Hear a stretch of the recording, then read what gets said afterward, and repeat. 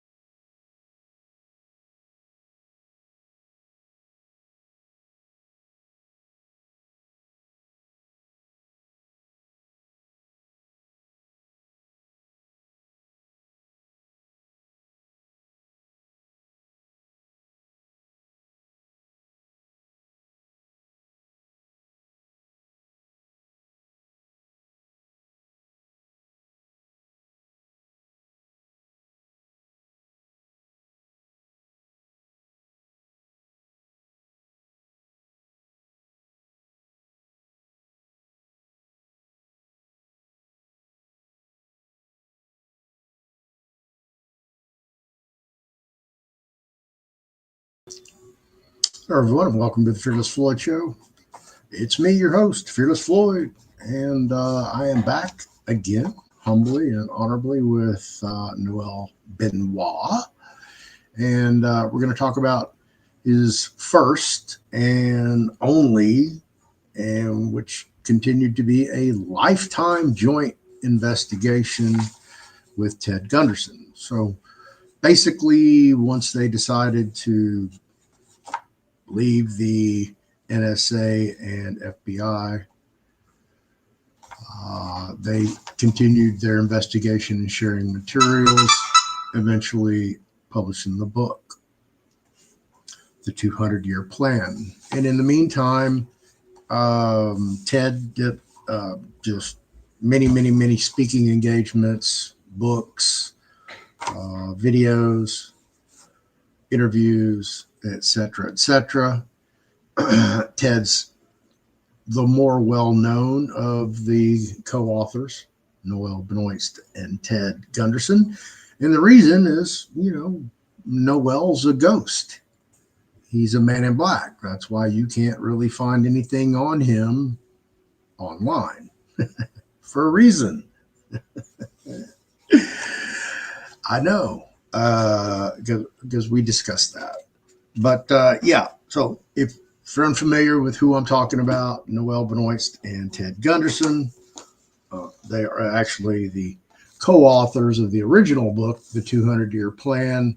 This is the 2025 updated edition. So let me tell you who Ted Gunderson is real quick. Ted Gunderson, born November 7th, 2028. He passed away, unfortunately, of cancer under cloudy circumstances, to say the least, July 31st, 2011, in Memphis, Tennessee. He was a Federal Bureau of Investigation special agent in charge and head of the Los Angeles FBI, an American author and conspiracy theorist. Some of his FBI casework included the death of Marilyn Monroe and the assassination of John F. Kennedy.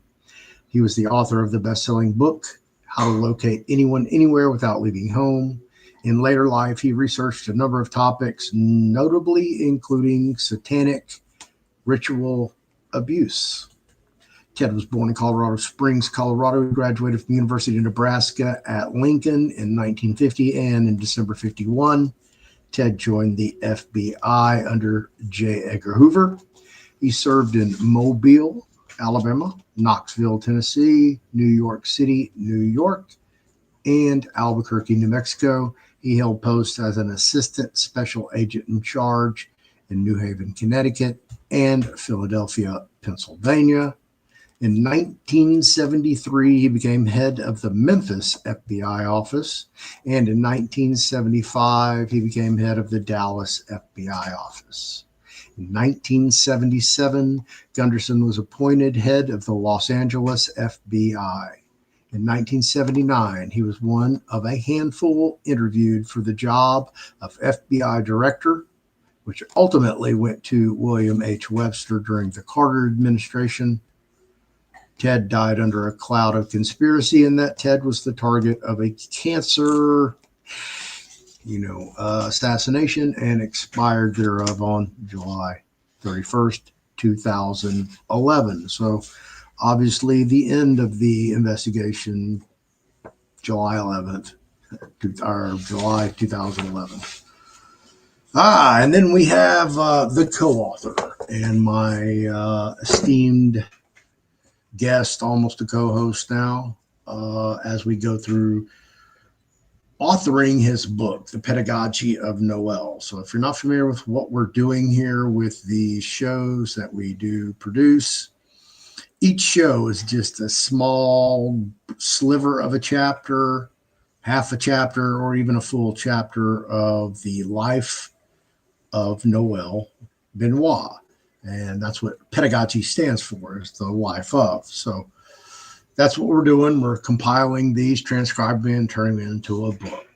And thank you for participating in that. If you have any questions for Noel during this show, this episode, just post them over in the comments. We'll try to get them answered for you.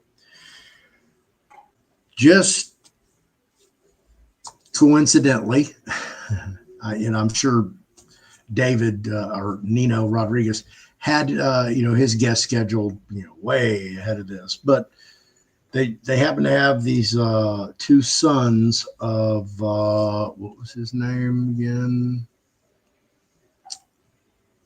Daniel Morris Salter. And Daniel had a cosmic clearance. He wrote the book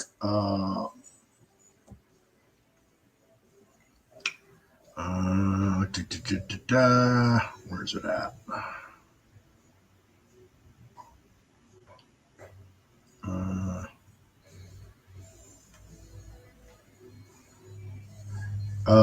He wrote the book Life with a Cosmos Clearance, where he shared some of his knowledge about this stuff.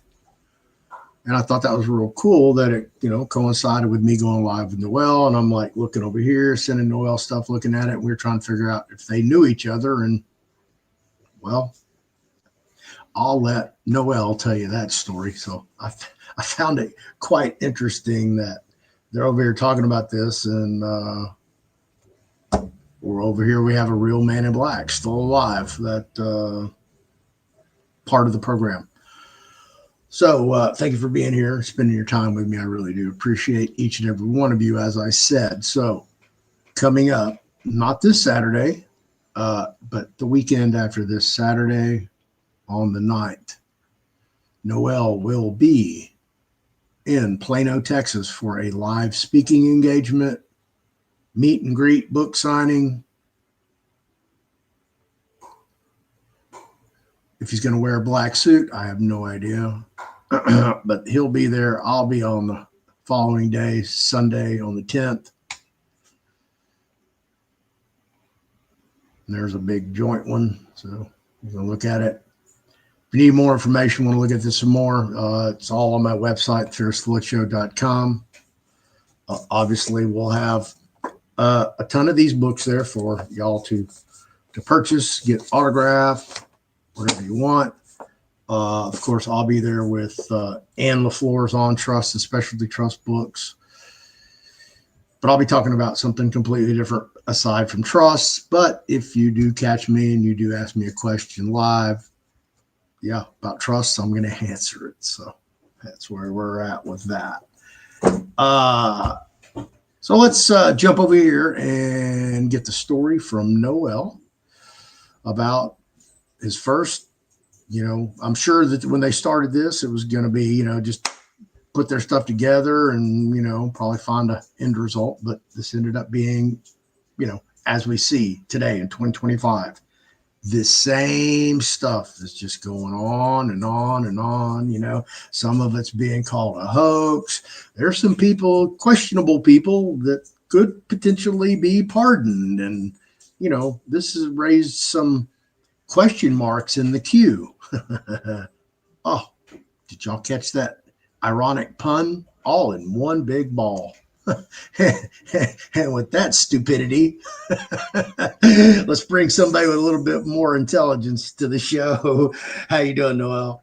I'm doing great. Watch out, I'm apt to go after the Bippy, and then we can throw another one in the bag. Oh, boy, here we go. The old Bippy with Ruth Buzzy. Yeah. There we go. All right. So we went through who Ted Gunderson is, and now follow the scrolling banner. Back in the day, we used to call that the bouncing ball, but here we go.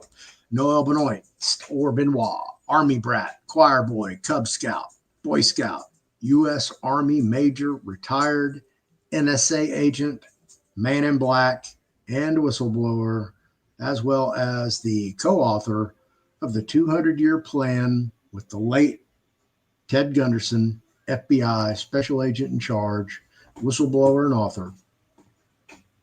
Noel's part of Majestic 12, also known as MJ12, which is a purported secret organization that appears in UFO conspiracy theories. According to these theories, Majestic 12 was a code name, or MJ12 was a code name for a committee formed in 1947 by an executive order comprising of scientists, military leaders, and governmental officials. The committee allegedly handled the recovery of an extraterrestrial aircraft and subsequent cover-ups. Noel Benoist claims to be the 13th seat on Majestic 12 to replace one of the 12 if they become incapacitated. And again, this was back when he was a man in black for that short period of time. And he is the son of the youngest full bird colonel promoted, who was the sole custodian of the Normandy Day invasion plans. Noel has multiple appearances, credited and uncredited, in movies such as The Quick and the Dead. And I'm sure you've all seen the picture of Leonardo DiCaprio as a youngster on his shoulders. And he founded a ministry, Glory to God United Ministries, worldwide. Welcome to the show, Noel Benoist, Man in Black. There you go. Thank you. I appreciate it. No, you're welcome. So, obviously, let me pop this up here. You have an appearance coming up. Yep. August 9th. Noel will begin speaking, do his presentation, his song and dance, impersonations, comedy act. Might even do a little scene from Quick and the Dead. Who knows? But he'll begin at 3. Could end at 5, but I'm betting he'll probably roll into 6 without complaint. But allegedly, from 5 to 7, we will have the meet and greet, photographs, book signings, all that. I will follow him up the next day at 1 p.m. That'll be Sunday the 10th. And I will try to be punctual with mine because the mall closes at 5, even though they can stay open later. You know, it's not like I haven't walked out of that mall at 4:30 in the morning on a Sunday sober. Uh, so, yeah, it's a fun place to be, even sober. It's even better because they have a fully stocked bar. I'm sure every beverage that you could probably ever want to ask for, they have on hand.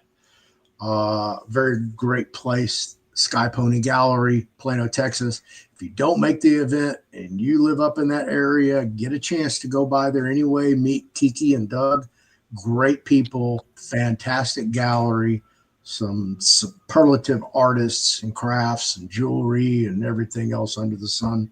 So y'all go check that out. Support the people that support truth movement, because they do have a lot of people. Scott McKay, Tactical Civics, is doing a once a month deal there. So they are part of the whole movement for the truthers, and everybody's just looking for the truth. So here we go. Amen. All right. So we already went through your introduction meeting, Ted Gunderson, and how you met him and how this led up, and that y'all shared information, and this started when you hit Pandora's box in Germany, correct? Right. Yeah, that's right. It escalated when I got into Pandora's box, because we met during the DC riots, and we got together then. And then when I was stationed in that area for a while, I got a part-time job at the Folkier Springs Country Club as a bartender. And I used that to get information, because all of the people that are involved in a lot of this stuff would go out there golfing and have dinner and drinks, etc. And so they thought nothing about talking at the bar around me. And Right.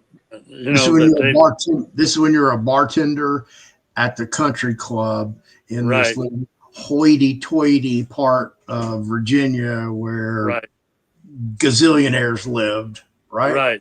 Right. Okay. But they also knew that I was stationed at the most secret military or intelligence base, which was Vint Hill Farms. That was our stateside most secret base. So they knew that I was actually a member of the society, so to speak, and that I was National Security Agency at our most secret American base. So that relaxed them even more, because then they felt I was one of them, and they didn't have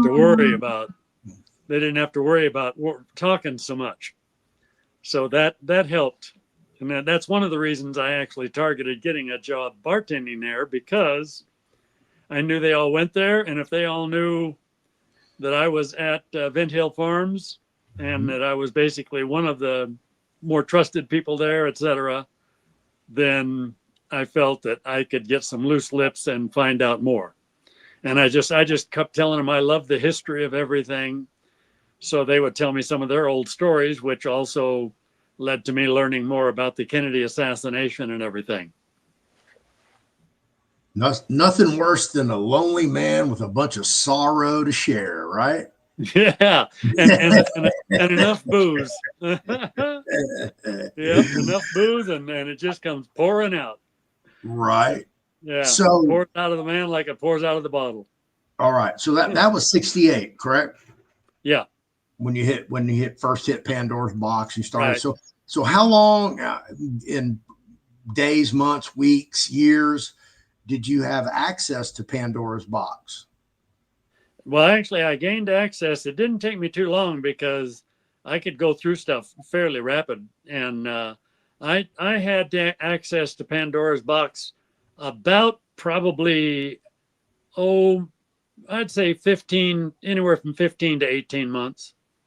Oh, quite a long time. And I was going in there. There were plenty of weeks I spent 40, 50, 60 hours in Pandora's box. What? Oh yeah. Yep. I'm a slow reader, but I retain 98% of what I read. Slow reader. I get 100% audiovisual, but I read slow, but I still retain well. that's your story and you're sticking to it. That's just the way it Sorry. is. That's the I way need I more was. time. I'm a slow reader. Yeah. Yeah. I was just born that way, you know. Can't help it. It's my Right. mother's dad's fault. Okay, so you already knew Ted. So did at this time, while you're in Germany and you're like in the middle of Pandora's box, just tripping balls basically of all this information that had been suppressed, and or we have an alternative story in the public for Yeah. our Well, history. yeah. And at that station, actually at Vint Hill Farm, not at Vint Hill Farms, at Herzl Base, I also got a job bartending at the O Club, Oh, because then the officers and the same type that were at the yeah, Belkier Springs would come into the O Club, because right. that was the O Club on our secure installation. Okay. See, So so did you already know, like you're in the middle of Pandora's box, did you already know that Ted was like leaning towards whistleblowing, or had he what started that Ted had already agreed. We both agreed. We find stuff, we're going to follow it all the way to the end. yet? And both of us are the type, we would stay on the trail until we were like a bulldog with his jaws locked on your jugular, and we would not move, and we would work together. But we would go all the way to where if we blew the whistle, we wanted to be sure we had enough to prove our case. Right. But once we had enough to prove our case, if we couldn't, we wanted to try and save everything. If they wouldn't change, Save everything. then What do you mean yeah, save everything? Save. we wanted to try and save the intelligence community. We wanted to try and save the overall protection. We wanted to save all of the good stuff and get rid of the bad. You know, if we could clean Right. it up and make it a good organization, then some of the losses and stuff would be worth it, because Right. we would be protected on into the future, you know, and Yeah. we'd have all the right guidelines and everything. It was kind of like the Lord gives us the chance to get rid of our garbage, you know, and start doing things right. Well, I have found that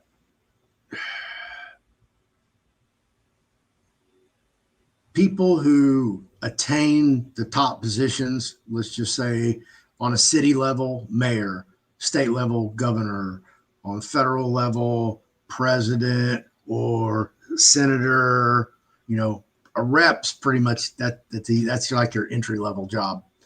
Yeah. But to get to that position, you know, you had to go through the bullshit. You had to go run for a city council member, and you might have lost that a time. Yeah. You went to go do something else that was available just to get in the door, and you did that, and then worked your way up the ladder. So, Right. you know, by the time you got up there, you've been like, and you, man, would y'all stop?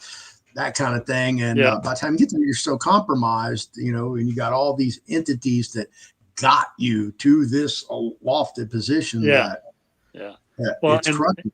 yeah. And a lot of that was actually caused by Ted and myself, because when they first started, they thought they were impervious. And so when they first started, they were looking for anybody with the talents that they wanted. And if you shined, they would come see you, and they would try to sell you on how would you like to work for the most elite group in all of America, and we are securing America's future. They would try to sell you on you're working for God and country. See, they try to convince, and then convincing educate. And if they can't convince, they try to convince and buy, you know, and get you there. And then they try to basically indoctrinate you. Then they try to get you to do enough stuff that they've got a hold on you. See? And that's their primary procedure for like indoctrination and induction, etc. And they were a little bit more lenient or lax because they wanted to develop. They were kind of under the gun. They had a couple of setbacks, you know, a couple of points in time. The McCarthyism actually upset them a little bit because it nailed a few of their people. then they had to get that under control. And so with myself and Ted, we shined enough that we got in at just pretty much just the right moment to really be accelerated to the positions that we made. And for me, I mean, God knows everything. So God had us born at the right time.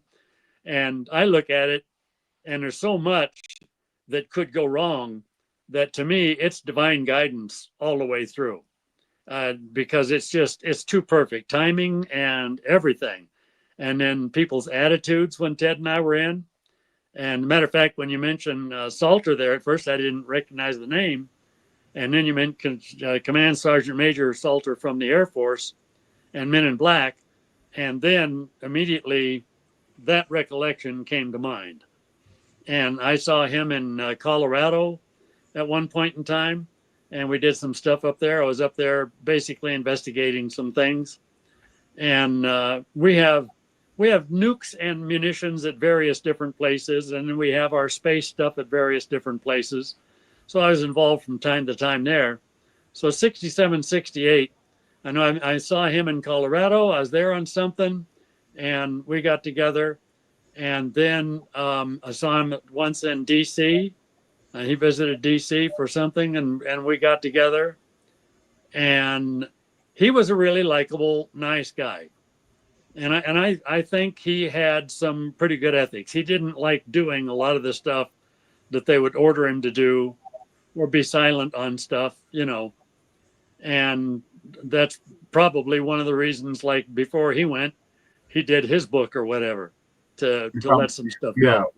We're talking about Daniel Salter, everybody. Yeah. I want everybody get confused thinking you're talking about Ted. Yep. So, you know, so we got along, we got along really well. And that's one thing I found, Ted, with the same mind. I think people who have the same mindset of truth, and people have got to be able to handle truth. We've got to be able to handle bad truth, and we've got to be able to handle good truth. If we learn from our mistakes and then we handle the bad truth and turn it into preventing a disaster in the future, then it's kind of like it becomes our lesson plan and a price we pay for a better future.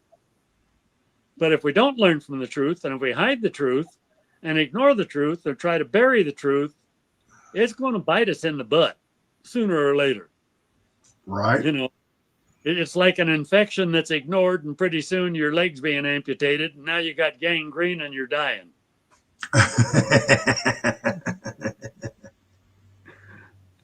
You know, so, but yeah, no, that. All right. Pardon? So I said it is what it is. All right. So you're over in Germany and you're sending this material through various means. Yeah. I saved it and stored it. And then when I had an opportunity, I sent a batch and I sent more. And I sent him enough. And I let him know, in actuality, MJ12 are the 12 apostles of Satan on earth. Allegedly. In the same way, in the same way the 12 apostles that were with Jesus went, God has always appointed a new apostle. There's always 12 apostles somewhere around earth, somewhere doing something. But God, our Heavenly Father, chooses them, and the Lord basically will validate them. And that's why when it came to, I signed a lifetime contract for my authority and everything. But then for me to be like number 2 seat, they literally brought out a contract that would be signed with Satan. And I would be signing I would be pledging my soul and eternity to Satan. And that's what the 12 do. They pledge their eternity and soul to Satan to become one of the 12. And Satan has some wives around. And the wives of Satan do the same thing. So it's kind of like the top witches who run all the witch and warlock stuff. They have basically promised their soul to Satan and signed a contract, and they usually sign it with their blood. So that's their blood covenant, because a blood covenant can only be broken by the destruction of the one who breaks it. Okay. That's a whole nother show. Yeah, Obviously. yeah, Okay. yeah, So this is 1968 that you're sending this yeah. information. So when is the next time that you meet Ted face to face? Actually, it was 69 when I took a quick run after my wedding. I got married in I think it was June, yeah, June 7th of 69. And then I went and got my wife a passport, and they tried to say, oh, that's going to take months. And I said, to hell, it will. I'm going to make a call to DC. And Expedited. when I said that, they were like, oh, just a minute. Let me go see the ambassador and everything. And so Right. we picked up her passport that afternoon. And because I laid a few things on them, and they're like, oh, okay. And Right. so we caught a military hop to DC. And so I gave Ted a call, and I basically, my luggage, most of my luggage was more materials that I gave Ted. And I told him, sit on this the same way as the other stuff I've given you. And then when you're safe, and I told him, be ready for a whole lot of satanic stuff. You're going to be up against all of Satan's American people, etc. And because he's supernatural and he's smarter than we are, that's why the only way we really beat the devil is by being inspired and led by God. Because, and I know that me, Noel, with all my intelligence, I'm a speck of dust under Satan's fingernail. But when Right. I open up and I let God lead through me and I let God show me and lead me and do things, then Satan is a speck of dust under my fingernail. And the whole thing flips reverse. And I've had 5 run ins with Satan on basically deliverance and satanic stuff.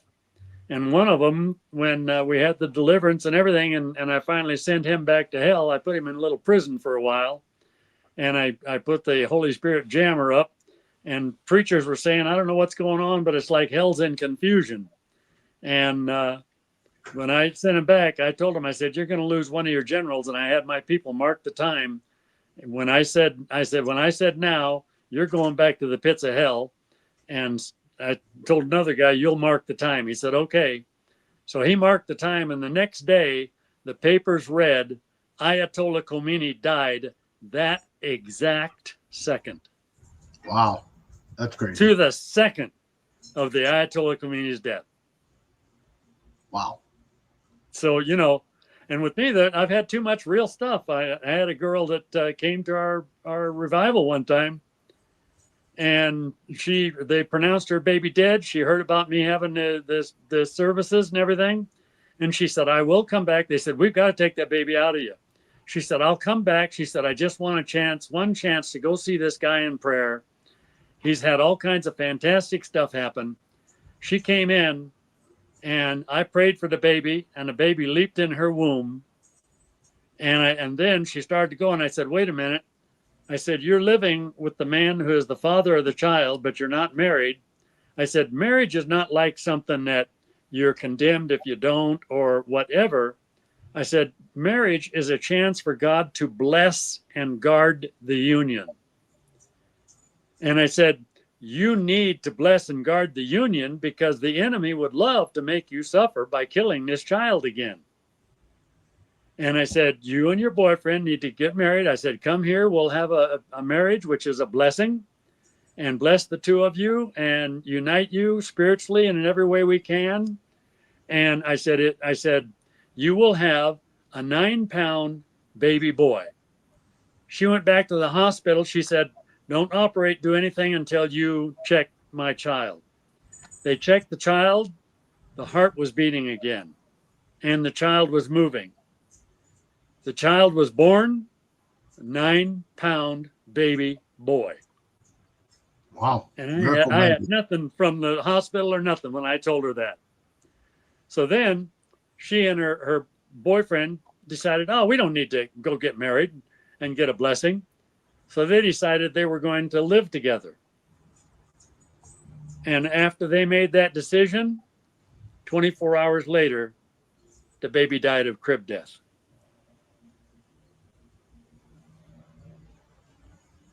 and was That's a gone. horrible story. Yeah.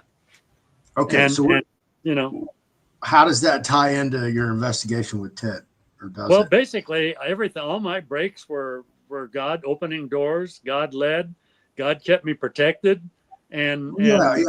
We understand that, You but know, what I'm trying to set up a timeline, okay? oh, Because time what the time it's all basically just going on. In other words, you don't have an appointment in an investigation, you know, and you might have something happen this week, and then maybe 3 weeks later something happens. And when stuff happens, you're not marking the date and time. If you pick up a piece of physical evidence, you might mark the date and time on it as to when you picked it up, right, or you might have a date and time in the report. And if I could get all my old reports, I could get a lot of the times, and especially after them in my weeks of lost time, well, they tried to mess up my memory. well, the So point that I'm bringing this up for is because there is a timeline for Ted Gunderson.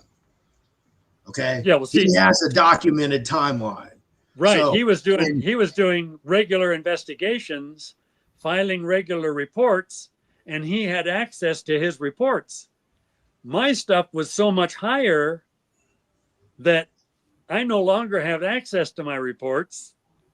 And I then I get they that, but what I'm trying to do is establish the timeline that you and Ted are sharing information, and as you guys are sharing, nobody, we don't even know what information we're talking about okay, here. yeah, Whether yeah, hang on, whether it's Satanism or cults or weapons, drug running, all the above, the government interfering, stuff like that, yeah, because as Ted's career progressed, he did certain things trying to blow the whistle, and he kept running up against governmental interference or brick yeah. walls, military intelligence, Oh yeah, whatever. Okay. yeah, So, based upon that, as you guys are sharing information, okay, I'm trying to keep you focused on track because yeah. you'll Okay, drift. yeah. Well, see, And we hang weren't on, sharing hang on. information. Okay, Yeah, yeah, we yeah, weren't because sharing every day though.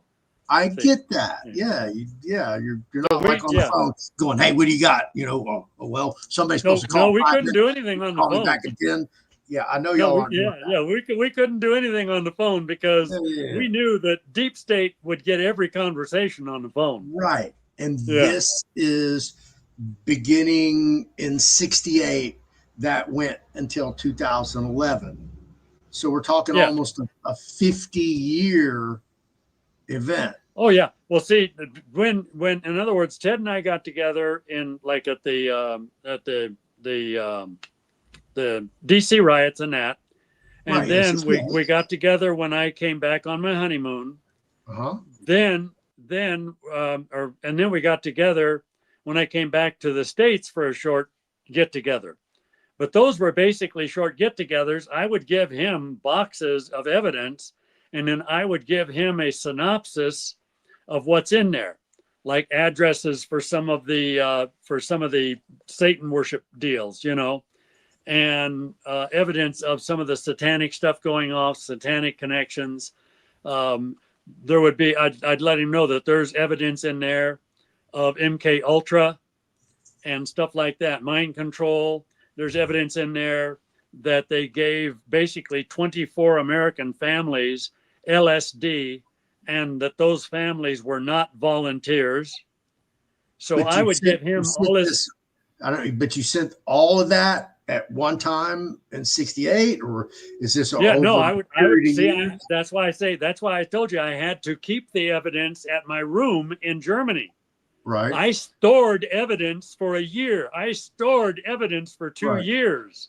I Okay. took 3 years of evidence for one meeting, see? And then Okay. I would give him those big file boxes. I gave Right. him two great big file boxes covering 2, 3, 4 years. Okay. You Of see? all the very Everything. important stuff. Yeah. Names, the files would be in there for Bilderberg, the new stuff on it. The Okay. files would be in there, names of people who are now involved that I've got. Basically, all the reports that I would give NSA, I would give Mhm. him a full copy. Okay. And So, his copies would include the stuff that I didn't give NSA because I didn't want NSA knowing that I was basically working against deep state. Okay.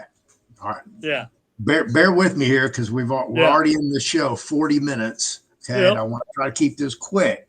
So we're dealing with, you know, like I said, all these years. So we have to go through these years because eventually, you know, Ted ran up against all the brick walls and the FBI.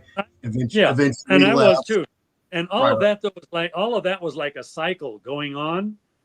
You'd get through the military, and then you'd get this harassment here, or these documents would be lost, or they'd send you here, or they'd send you there to try and sidetrack you, or they'd get this person together with you.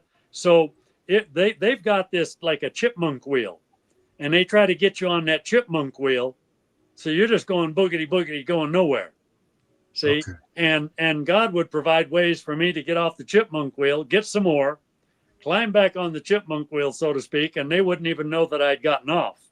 Right. When I went to Germany on my little run down to Germany, and God, this I say God was leading, because I go down there, I meet this one girl, and everybody, all the military guys wanted her. Okay, you're getting off topic again. No, it's part of it. It's part of it. No, go with me on this. Go with me. All right. I meet her, and all these guys want her, etc. So that basically starts to bring attention to me. Okay. Well, then she and I go out. So who comes to me, wants to know how it is I got together with her, but the guy down there that is one of the leaders for that area, because he had his eye on her. So he wanted to know what attracted her to me, you know. So then we start talking about that, and we start talking about him. And there is how then I end up picking up more about the Munich operation, including going down to Kaiserslautern and Chiemsee, the sea at Chiemsee, and that stuff down there went all the way down to Vienna. See?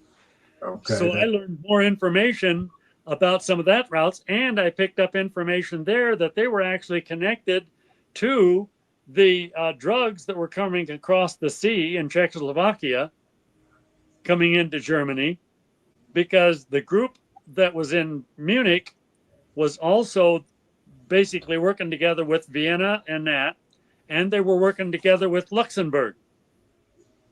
So just coincidentally, the most gorgeous gal down there everybody wants is my doorway. And I open that doorway, and now I'm inside of those three groups for guns, drugs, Luxembourg, England, Canada, America.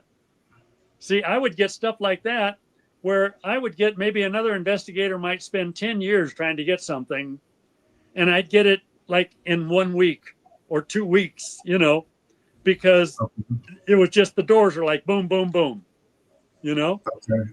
So I was always attentive to it, and I was always basically trying to follow what I felt inside, because that was always seeming to lead me to the next step. Okay, so how does that tie into Ted? Well, I got more that I gave Ted information for Luxembourg. I gave him information for Czechoslovakia. I gave him information for guns. I gave him information for drugs. And all of that tied to the satanic group, which tied to the One World group, which is MJ12.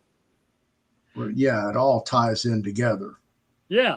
So see, it was almost like having an octopus with, instead of 8 tentacles, like having an octopus that had like 1,000 tentacles.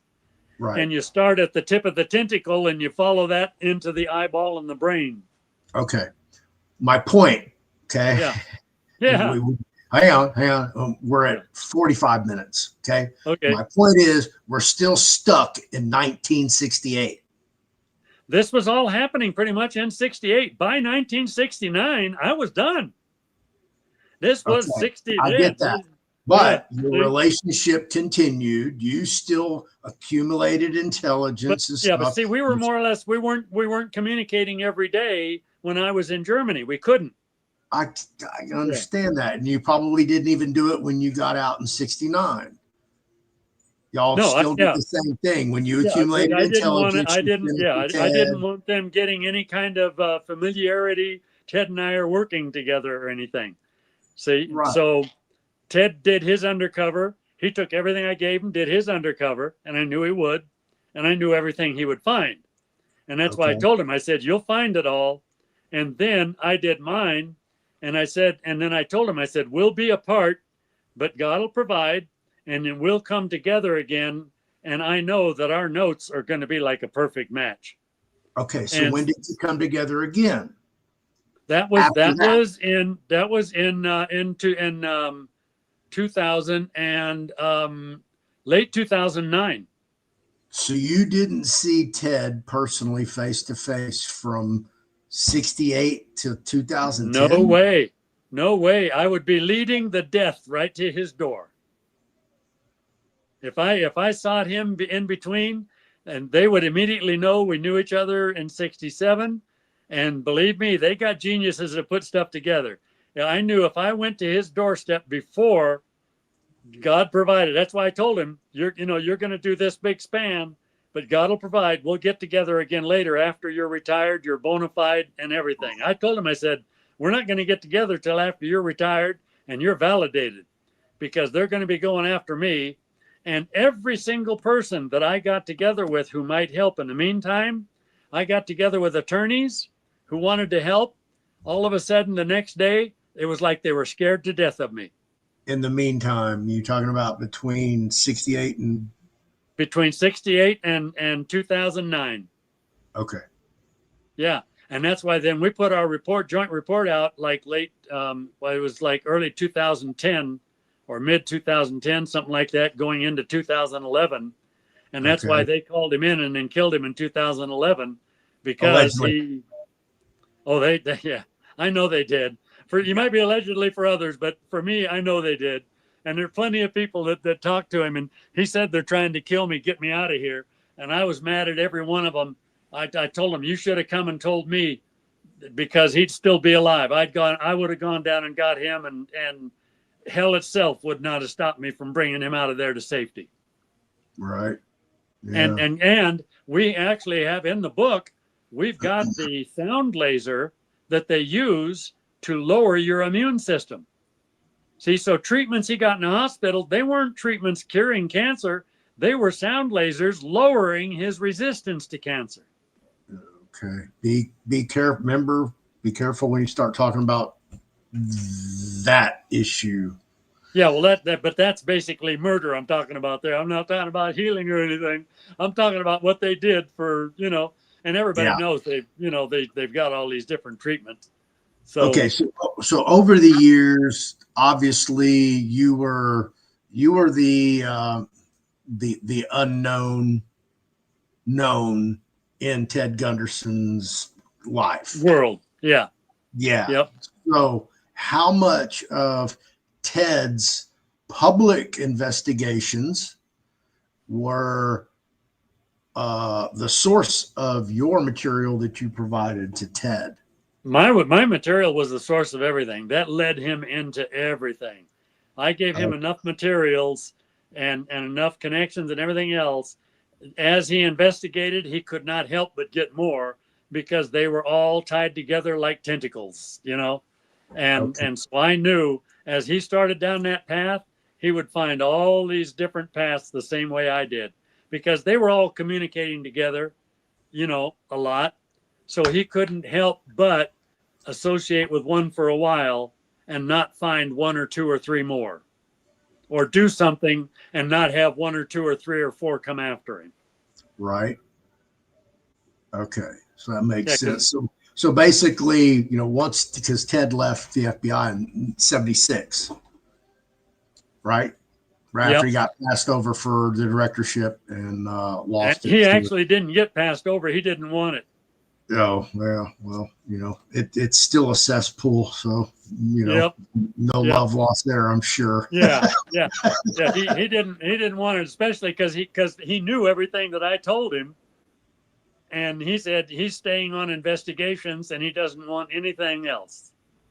Okay. So So basically, national, so yeah, basically, the Ted Gunderson's archives Yep. are more or less your leaked material. Yep. Files that I gave him and stuff he found because of Wow. stuff I gave him. Yeah. Wow. I don't think very many people would know that. I've never heard that. He had a guy helping him that was living in, he had some land in South America or whatever. And he had a guy helping him. I'm trying to remember his name now. We did the Bible mechanic together once with him. And Ted openly shared with him that I led Ted into all of this and that everything Ted's got was basically because of me. And So the three of us got together on the Bible mechanic one time. If you can find any of the old Bible mechanic shows, there's one with Ted Gunderson, and we all talked together, and he admits it on the show, and his buddy that's watching his place down south or in South America admitted it. So he knew. Yeah. Wow. Did he call you out by name or just say, I've got somebody in intelligence that's been feeding me? On the show, we named one another. We were all three named on the show. Yeah. Okay. Yep. Bill Clade and the Bible mechanic. Bible mechanic? Yep. Bill Clade and the Bible mechanic. And he might have a show out there still because he had Block Talk Radio too. And it was American Voice Radio. American Voice Radio, the Bible mechanic. And it would be the one with Ted Gunderson as guest. Okay. I'll go look for it. Wow, that's quite the revelation that because the archives are in the book. Well, the majority of them, the big ones. Back here in the appendix, which is what the 2025 edition is. Wow, that's crazy. I'm glad I included all these, but there it is, Ted's archive files. Yeah. These are all the links. And if you have you get the ebook, you just, control click. Yeah. Yep. Well, 69 would be the last batch I gave him. So everything from 69 to pre-69 was from me. And that led him into everything after 69. Well, I don't think these are, I don't even know if these are dated, but any of them that do have dates, if any of them have dates, then they have titles. So International Advocates of Health Freedom, Corruption, the Satanic Drug Cartel or Drug Cult Network and Missing Children, 4 volumes of that.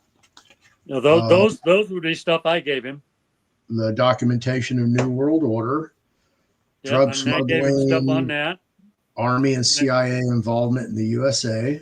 I gave him stuff on that. The Finders. Yep, I gave him stuff on that. And MK Ultra, I gave him stuff on that. Yeah, that's next. I gave him stuff on the sound laser.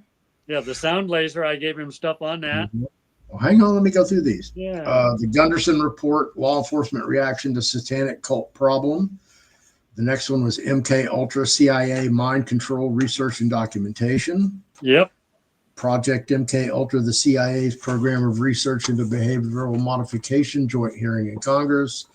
Terrorist activities, Ted Gunderson's prior knowledge furnished to FBI 6 months in advance of 9/11, 2001. Yep.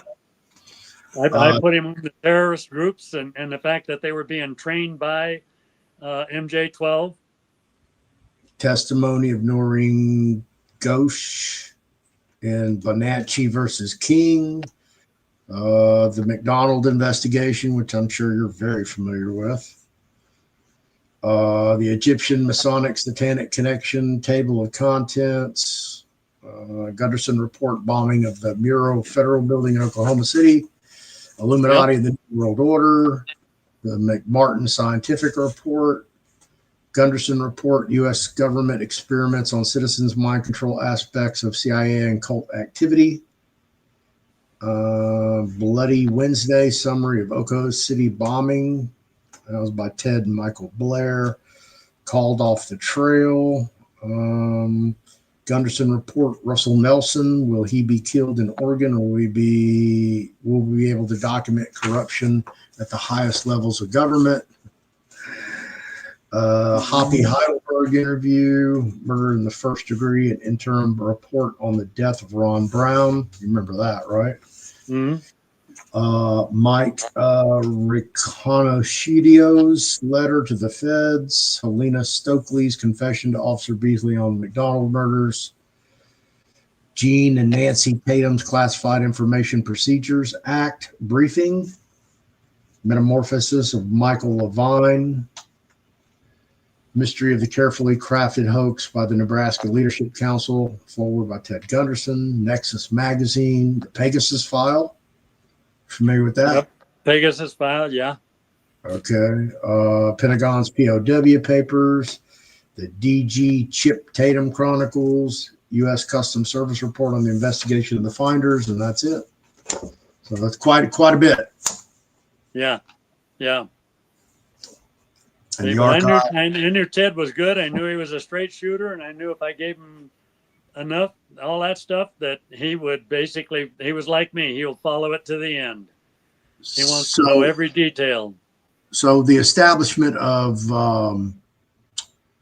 Ted Gunderson and Associates private investigating firm, you're one of the associates, one of the unknown, unnamed associates. Right. And I didn't care, because me, I never cared about credits. I never cared about money. My thing was always about, number one, doing right, and Right. America, because you know, I love America. I want America to survive. And when the end comes, America and Israel are supposed to be safe places for people. They're not supposed to be the headquarters for the worst of the worst.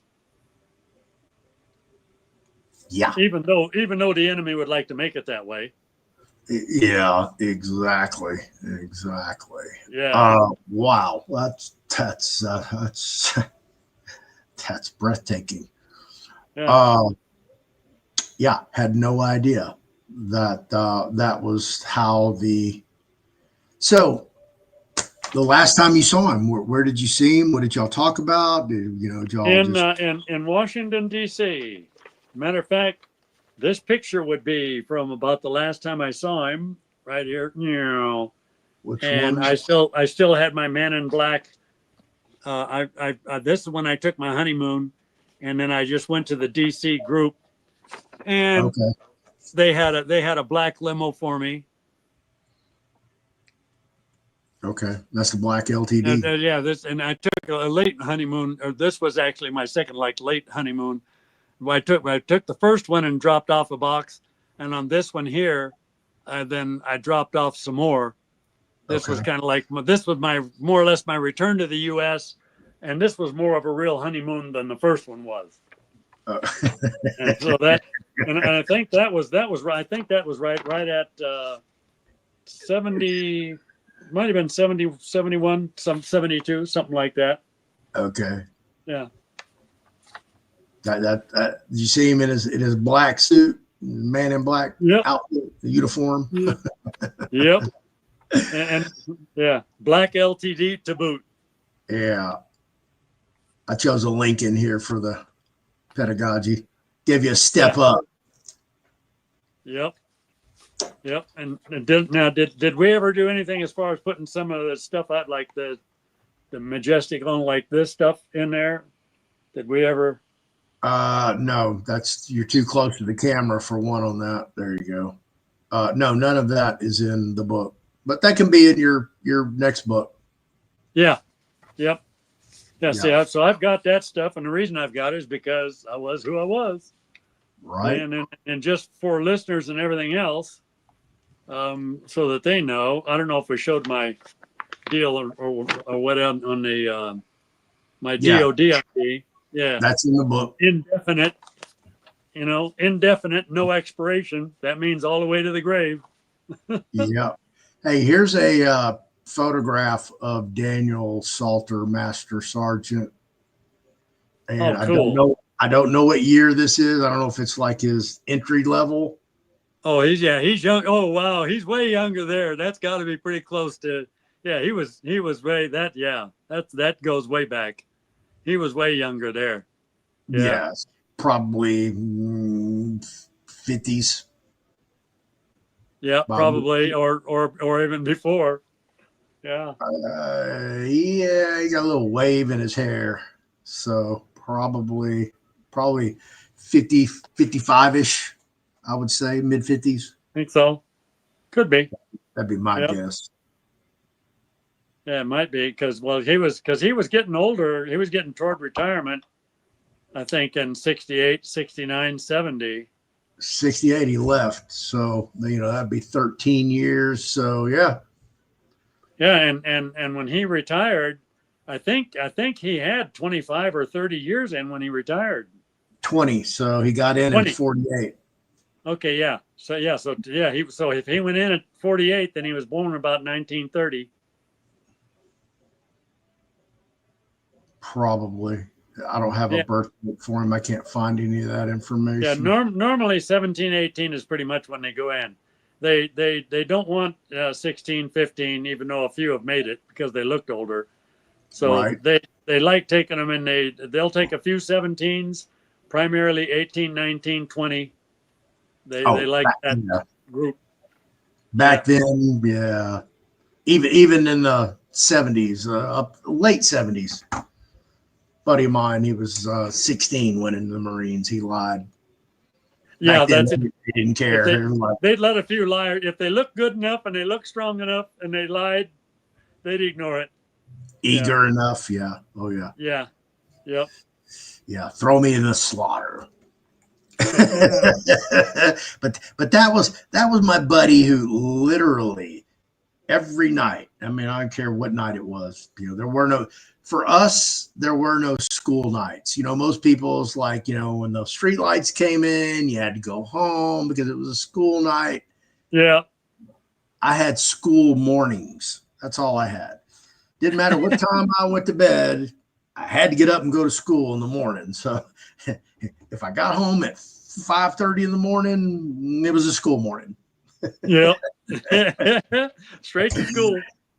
Even if I went and slept through every class, it was a school morning. There you go. Yeah. Well, you were just trying to use that sleep assimilation. My father was a teacher at the same junior and senior high school. So I had 6 years of that. Oh, wow. Yeah. And, because of my past, I became an alcoholic pretty early. So already in high school, by the time I graduated, I was a full blown alcoholic drug addict. Every day Yeah. I drank, did drugs. Yeah. I mean, full blown. If people would have known how out there I was, it would have been a Yep. different story. Yeah.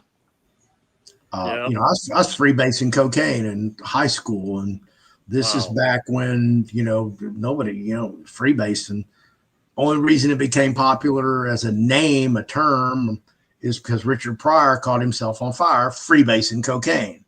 Yeah. And I'm Yeah. like, oh, that's what we're doing. Yeah, we're just Oh, smoking I could catch cocaine. myself on fire. Yeah, there was no technical name for it. We were just smoking Yeah. cocaine. Hey, cook it up, smoke it. Okay. And, Yep. and then I see the headlines on, the world news tonight on ABC and, like Yep. Walter Cronkite. And, You're lucky you still got a Richard brain. Pryor just blew himself up. So, yeah. Wow. You're lucky you got a face. You're lucky you got a brain. Man, I'm lucky to be alive. So, Yep. I'll call it a day with that. Not overstep my bounds with the Lord. Yeah. So, wow, what a Yeah, revelation that you were the secret source of all of Ted Gunderson's major investigations throughout his, and this was even into his governmental career with the FBI and then thereafter. Yeah. Yep. Wow. And I've done the same thing. Actually, I did the same thing with Trump. I did the same thing when we developed Goldfield Ghost Town. I've always enjoyed like being the developer, the brain, etc. And I don't know, I guess I kind of enjoyed flying below the radar. Right.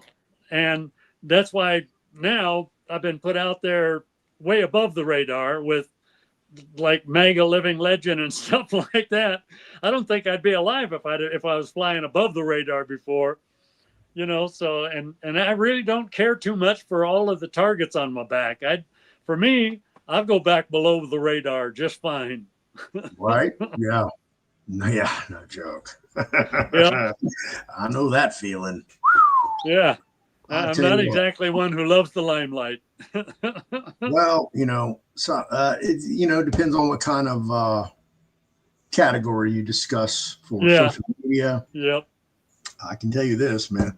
The phone calls, texts, and emails have stopped almost to nothing, which is okay. But the peace and tranquility, I have to stop myself and go, you know, you could be just having endless conversations all day long, like you were, you know, about other people's problems, trying to solve their issues. And mm, by the end of the day, you're just mentally, spiritually drained. exhausted. And yeah, Yep, over time, that counts. It adds yep, up. And yeah, it does. yeah, it takes a toll on you. So Yep, that part of social media, thank God, hopefully that I'm done with that and have to deal with that issue. yeah, Like I said, I'd rather have one viewer, without issues than a million viewers with issues. yep. Um, They'll you know, drain you. Yeah, yeah, it's a crazy thing. Wow, man, I'm blown away. I had no idea that you were the secret source. That's yeah. So after you meet Ted for the last time, tell us about that. What was that like? well, it was cool. We got together a little bit and gave him more evidence. And he told me, he said he had not yet shared anything at all about, you know, he didn't tell the director what he had or anything like that. And he was handling it just the way I said. But he said that he did pick up feelers, from knowing the stuff. He would pay attention to things that he didn't pay attention to before, didn't think that much about. Mm-hmm. And so he was already stirring up a few conversations about stuff. And he was already kind of like starting to do his undercover a little bit.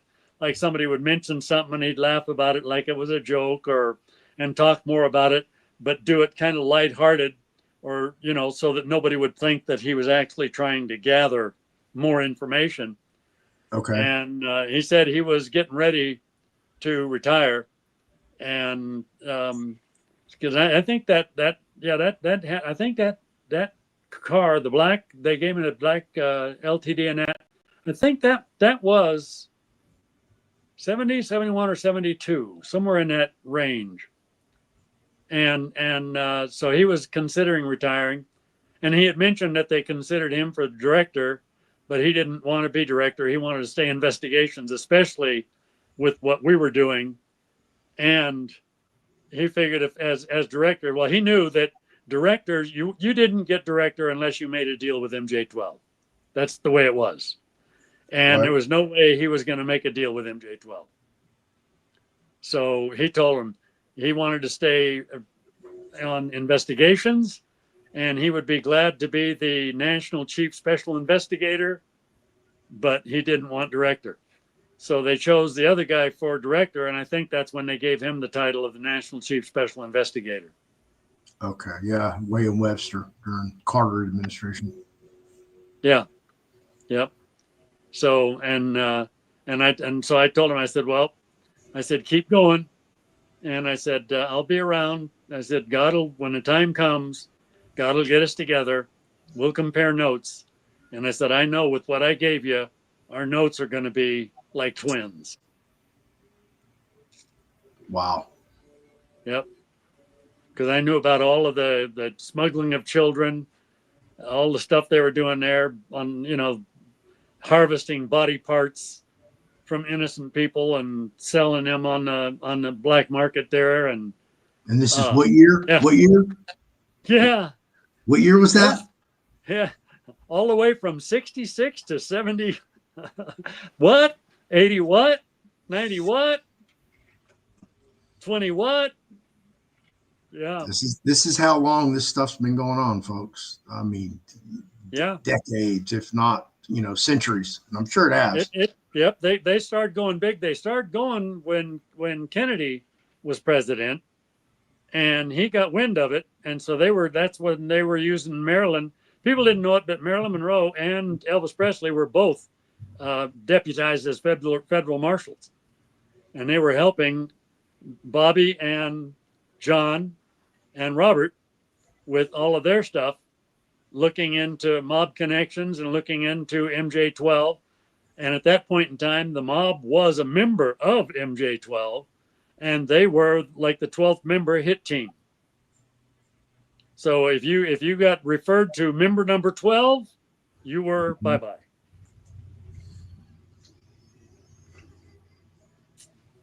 Wow. Yeah. See? And I had actually done in Vietnam, I did a couple of, not murder, elimination of threats to national security. Right. Yeah. Yeah. Yeah. And then when I found out some of them were innocent, I said, guys, that's not elimination of threats to national security, because they weren't a threat. They got no trial. I said, so you just had me murder 2 or 3 people. Right. That's crazy. So, All yeah. right.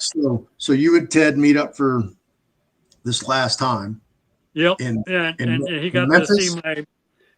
He got. A matter of fact. Oh no, that's yeah. I did something later. I don't remember if my wife stayed in the.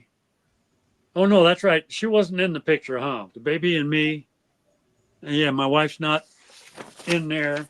I think that's when I took my baby out to meet Ted, and that's actually not too far from, like, the White House and stuff.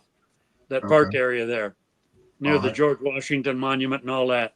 Right. Yeah. So that was, Ted, me, and she didn't really see him. And then I went back to our place, and then basically I decided we were going to be headed home.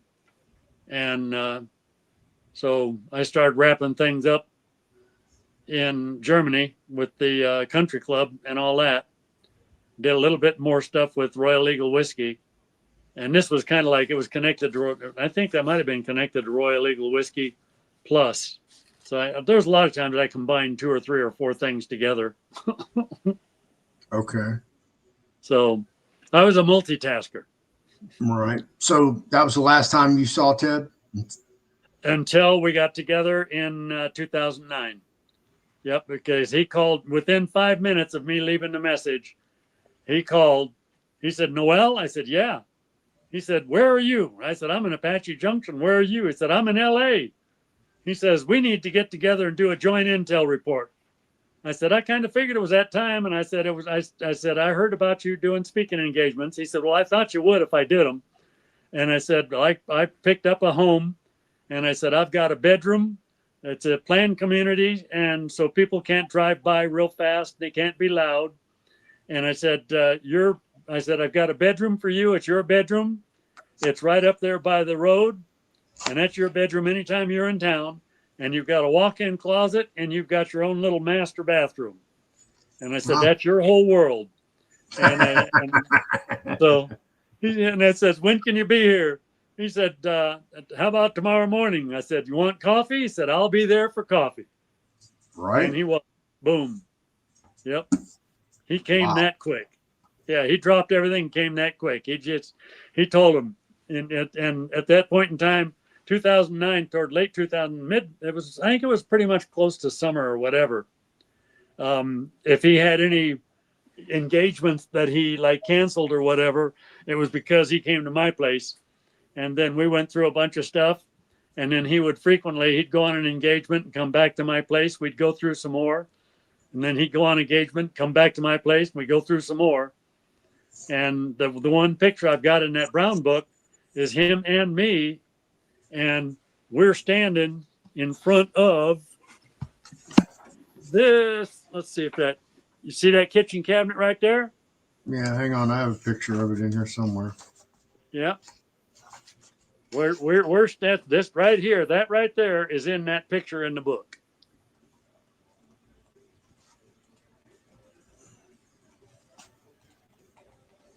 Because he and I were standing right about where I'm sitting right now. is that picture? Okay, so y'all met in 2009. Did y'all meet again after that before he passed away? And Oh, wait, 11? we got together. We got together 2009. We got together several times, 2009, 2010, going through everything. And then we published our joint intel report. I think we published the joint intel report like late 2010 or early 2011. And immediately when that went out, they called him in for a mandatory physical, and they started their process of killing him.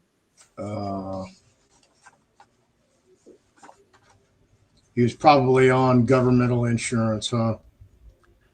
Yeah, he got to use the VA just like me. Wow.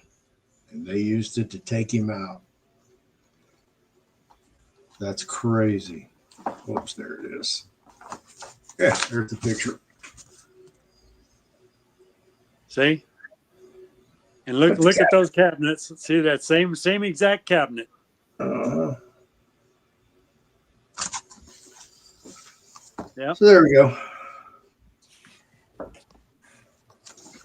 So you didn't even know that he was kind of on his deathbed, and obviously you didn't know he passed away. Yeah, nobody told me. Yeah. And it looks like that his survivors, I don't know who all they were, family, He had a couple of daughters. elected not to have, the opulent funeral that he should have. Yeah. Yeah. They just did a modest thing.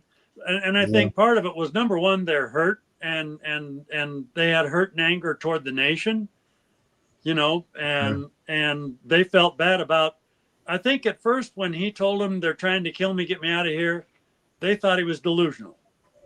Right. And with all the stuff I've been through, my oldest son, I think there's probably times he thinks I'm delusional. It's like you get older, and if something is fantastic, people are just ready to brand you delusional. Boom. Yeah, right. You got that sickness. Wow, that's crazy. Yeah. And then when he died, I think they felt really guilty. Have you spoken to him since he passed away? I talked to one daughter one time. Okay. And yeah, she didn't. I know she didn't want to talk a whole lot about it.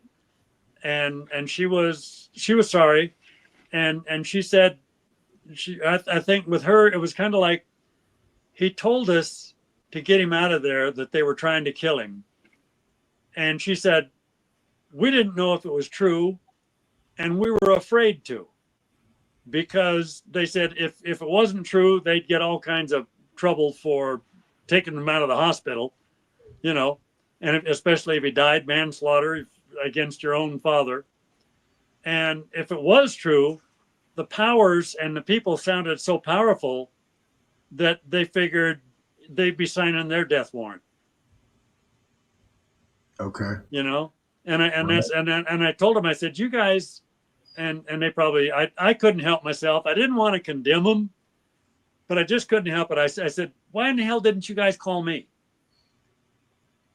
Right. And she was like, we just didn't think about it. Yeah. And I said, well, I'll tell you right now, I'd have gone down and got him out. She says, yeah, you probably would have, And I said, well, the past is past. I said, he's gone now and he's in heaven. And I said, so I said, I'm not going to get on you about it or whatever. But I said, it really, it hurts me and it gets to me. Because he, of all my partners in my life, he was my partner of partners. And we were mates that, the soul ties, the spiritual ties, all of the ties together. It was like we should have been born twins out of the same womb, Ah, okay. Yeah. That's crazy. So, and I promised him, and when we finished the report, he stood right here where we took that picture. He said, Noel, if they get me, you keep going. I said, Ted, I started it. I fueled it. Like you, I'm in it to my last breath. Right. I said, the day that God decides to let them kill me, that's when I go home, and I am on this until then. And Trump even told me, he said, Noel, he said, your never give up is contagious. Right. So, yep. Let me pull up a couple more of these real quick. Whoops, I don't want to share screen.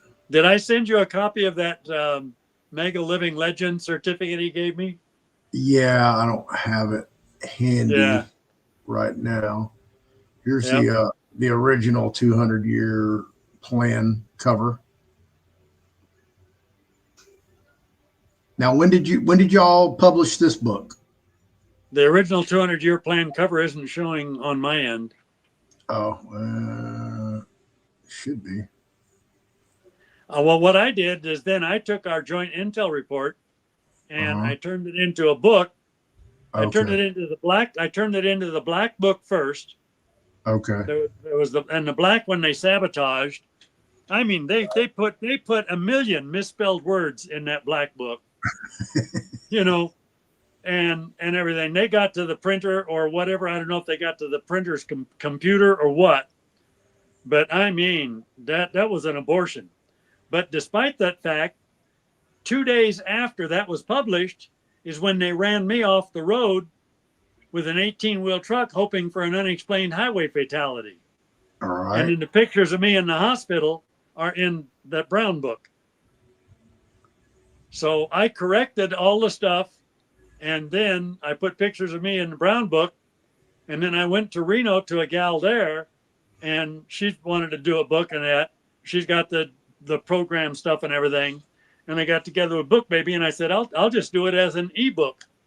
So we got a hold of Book Baby as an ebook to go on Kindle, and Kindle said, well, we'll sell it for $29.95.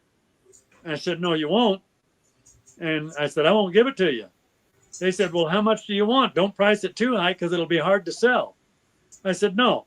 I said, I did this as a report that America and the world needs to know. I said, you sell it for under $10 or I'm not giving it to you. They said, under $10, you won't make any money.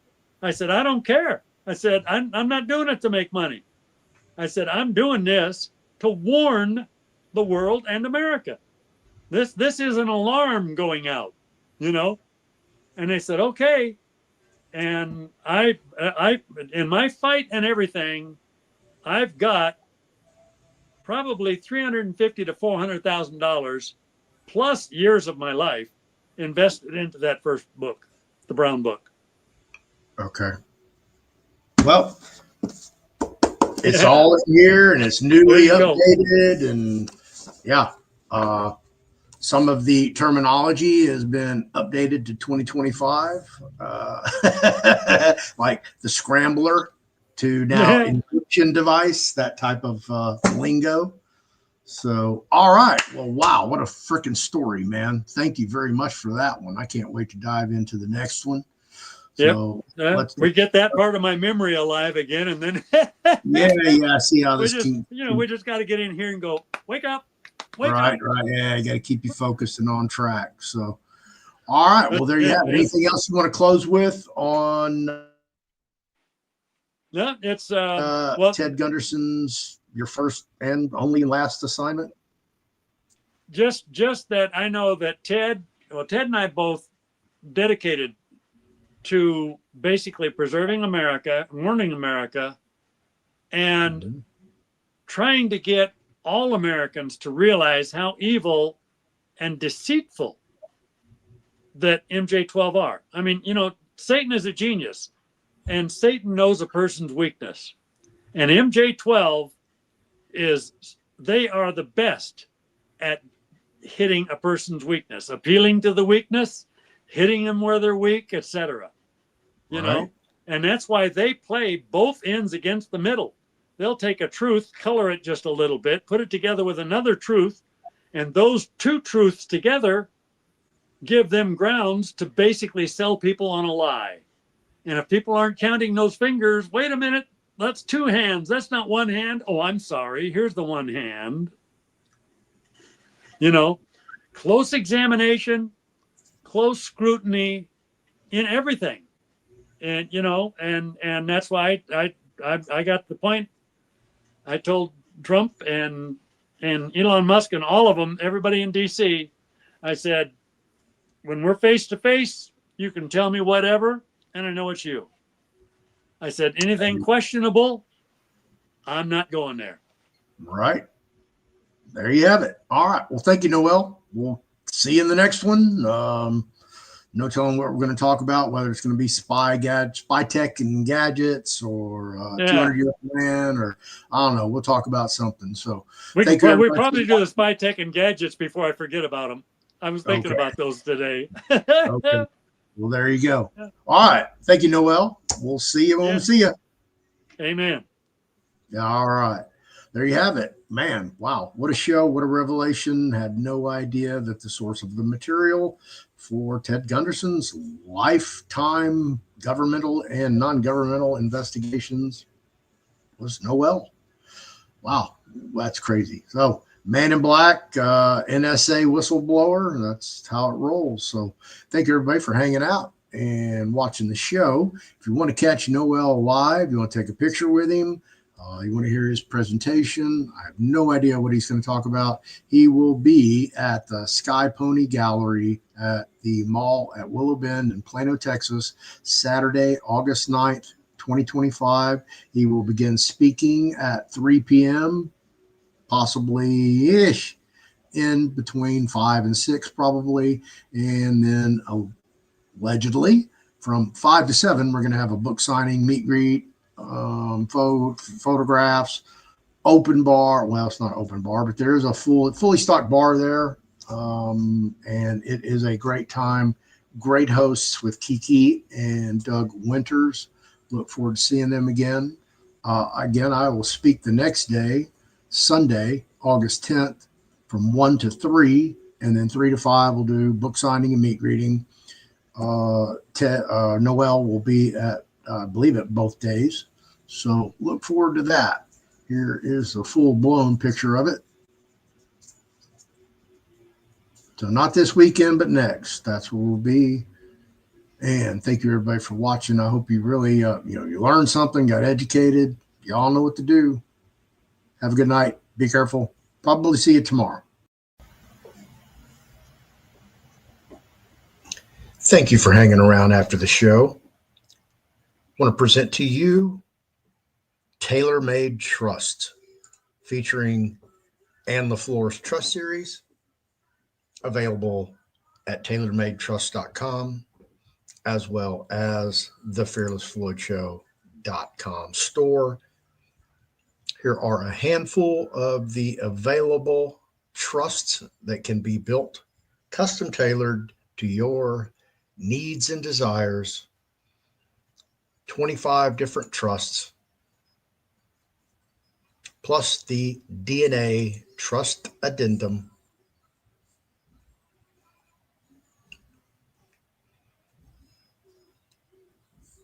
And as always, Ann LaFleur's classic trusts and ancillary classes,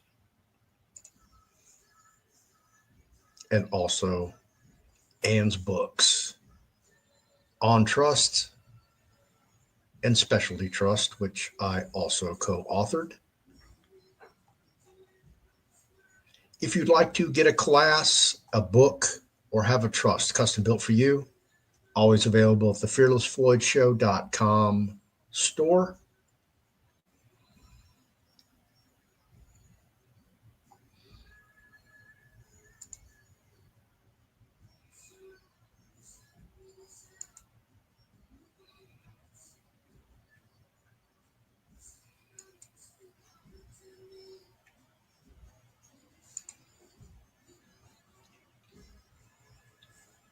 And I'll see you in the next show. Thank you for watching, and have an awesome day.